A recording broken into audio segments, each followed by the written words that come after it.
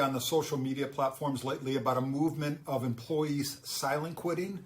Frankly, I had to look this up. And when I did, I want to shift the focus to not employees silent quitting, but leaders loud quitting.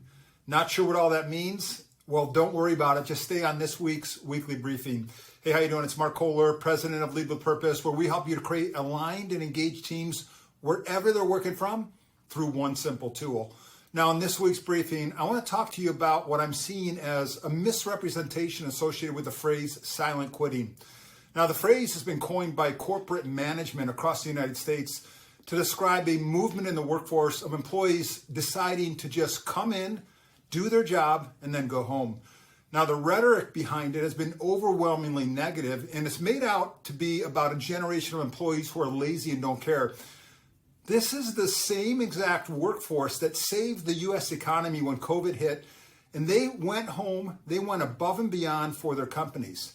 Now, I believe that this phrase is really distracting from the root problem today with employee engagement.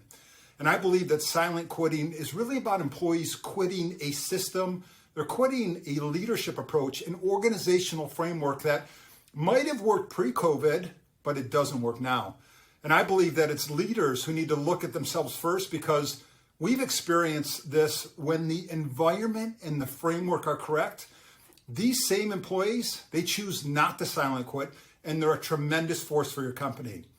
Now, all of this started with what I call the great reassessment. I talk about this a lot, and that happened when COVID began, and it continues today. You see, in 4 days in March of 2020, employees all over the U.S. were forced home. They were isolated by themselves at their kitchen table with just their work. And because culture was primarily associated with the location, the office that they went to, all of the human-to-human interactions with their bosses and with their coworkers that all happened at the office, all of that was cut off.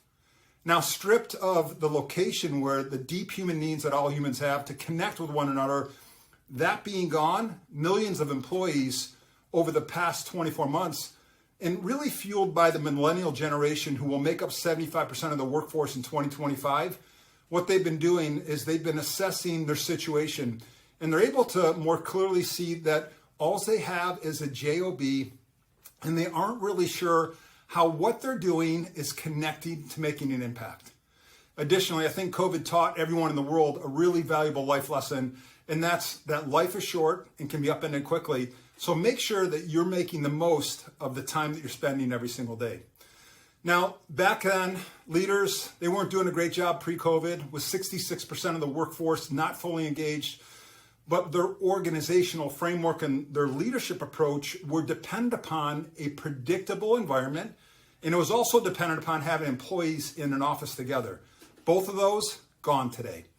Now, I believe that those who were disconnected back then, those employees, I think they felt more accountable and committed not to letting their coworkers down, who they had to see every single day. So they worked the extra hours when they needed to, but it was more of a commitment to other employees and less to the company. Not having to physically see their coworkers, not having that human-to-human connection of grabbing lunch together or getting together and brainstorming with others side by side on a conference whiteboard. I think that's when this bond to feeling connected, it really started waning. And try as we might, Zoom meetings and extensive use of emojis just couldn't replace what was being lost. So let's fast forward to today. We still see a majority of leaders clinging to this outdated leadership skills and tools and organizational framework that they have. Now, these antiquated ways, they no longer resonate with employees and their entirely new perspective about what work means to them in their life. Today, employees are taking a bolder stance to wanting to feel connected to something bigger and making an impact, and regardless of where they're working from. And if they can't get that, they're going to opt for less stress and more work-life balance, and they're going to silent quit. And frankly, I don't blame them. So here's what we need. We need leaders who are loud quitting, leaders who are willing to take a stance, willing to jump out there, quit their outdated leadership skills and organizational framework, to create environments where employees don't silent quit. Now, the reason I'm so passionate about this is because countless leaders have already loudly quit their own framework and implemented Lead with Purpose to keep their employees fully engaged, fully aligned, and highly resilient, executing at the highest level, regardless of where they're working from. If you don't know how to loudly quit as a leader, contact us. We'd love to help you.